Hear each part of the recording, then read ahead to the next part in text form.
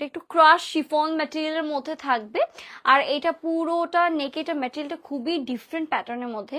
পুরো বডিতে আপনার এমব্রয়ডারি সিকোয়েন্সের কাজ, নেকে হচ্ছে এমব্রয়ডারি সিকোয়েন্সের কাজ পেয়ে যাব পুরো নেকটা জুড়ে। এই মিডল পোর্শনটাতে পুরোটা অল ওভার কাজ করা পেয়ে যাচ্ছে। এই যে দেখেন ড্রেসের নিচেও আপনারা দেখেন কি সুন্দর করে, কি হালকা, কাপড়গুলো ধরাই যাচ্ছে না। এই যে দেখেন, তো এটা হচ্ছে নিচে পুরোটা একদম পেস্ট কালার সুতার, হোয়াইট সুতার এমব্রয়ডারি উইথ সিকোয়েন্স ওয়ার্ক আমরা পেয়ে যাবো।